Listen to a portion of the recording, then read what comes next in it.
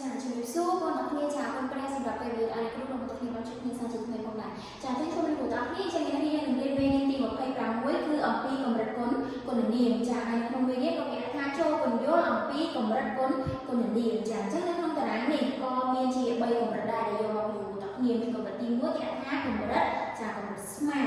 ហើយទី2គេថាកម្រិតមិនស្មើចាហើយទី3នេះគេមានគេថាកម្រិតផ្ដាច់ចាហើយនៅក្នុងកម្រិតមួយក៏អាចមានជាឧទាហរណ៍2ដែរដែលយកមកយល់បន្តគ្នាឥឡូវយើងមកមើលកម្រិតទី1ចាកម្រិតទី1គឺជាកម្រិតស្មើមែនទេចាឥឡូវយើងមកមើលឧទាហរណ៍ទី1គេថាសាជាសិស្សពូកែដូចនារីដែរចាអញ្ចឹងនៅកន្លែងពូកែនេះពូកែគឺជាអីគេកូនចាគឺជាគុណ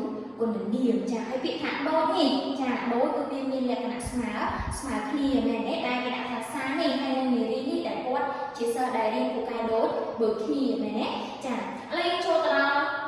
កម្រិតមិនស្មើវិញម្ដងចាកម្រិតមិនស្មើគេដាក់ថាសាជាសិស្សពូកែជាងនារីចាអញ្ចឹងគេដាក់ថាសាចាជាសិស្សរៀនពូកែជាងនារីអញ្ចឹងពាក្យថាជាងមានន័យថាវាមានលក្ខណៈលើសគ្នាហើយមែនទេដែលជាសានេះគាត់អាចនឹងរៀនមានបន្ទុកឬក៏លំហាត់អីផ្សេងតែលើសនារីមែនទេចាឥឡូវយើងចូលដល់កម្រិតផ្ដាច់ចាទី3គេដាក់ថាសាជាសិស្សពូកែជាង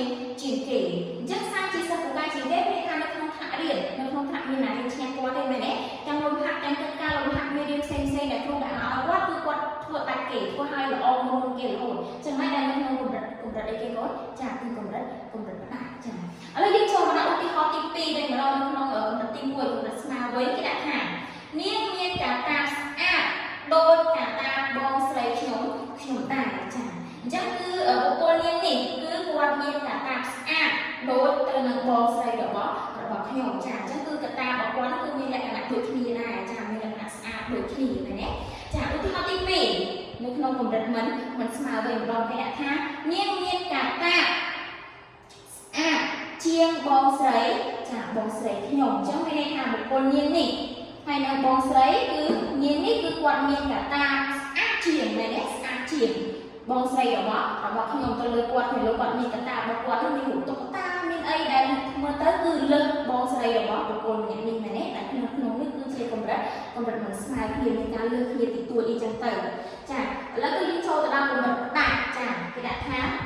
នាងមានកាតាស្អាត